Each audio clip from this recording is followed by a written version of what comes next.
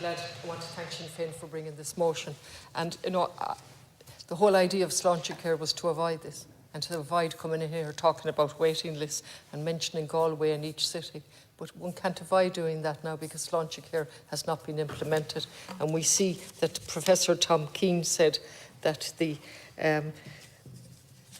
was no, I don't wish to misquote him, but he said there was no will there in relation to the requirements for implementing this unprecedented programme for change are seriously lacking. That's what he said. And we've had Laura McGahey gone, and we've Professor McCarthy down in the southwest. And that's an indication.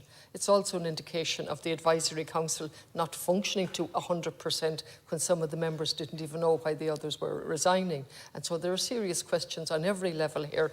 But there's no doubt in my mind that, as Roisin Shortall already eloquently pointed out, there is no will for a public health system in comparison to England. And we have never made that leap. I spent 10 years of my life on a health forum, 2006 to 16, watching the public health service being dismantled every single day. Just different language was used. We started with bed refurbishment when beds were closed. I never heard of bed refurbishment in my life until I sat on a health forum, and then I saw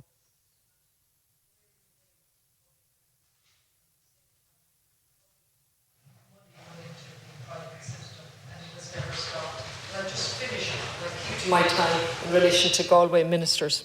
And of course the lists for the orthopaedics are just, I'm not going to read them out. I've read them out so often, including the letter from the consultant, which I always preface by saying consultants rarely write to me, but they did write to say that it was just unbearable, the pain that the patients were suffering. Something like respite care never been restored. Agency 1, and now we have words like this straight from Kafka. Agency 1, waiting list for respite services, waiting for respite now, ministers, just respite.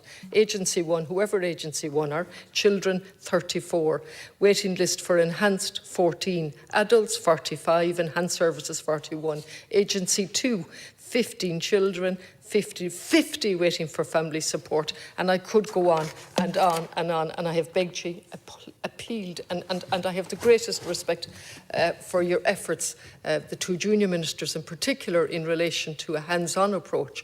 And still, we have no respite services. We have no day centres restored in Galway. And nobody can explain to me why 90% are vaccinated. You've reached the magical figure, and yet we haven't restored. And I'm going to be here for the rest of my elected life pointing out that it's simply intolerable to have people on waiting lists for any length of time, while those with private medicine jump the queues. And I don't wish to denigrate those with private medicine at all, private insurance or anything.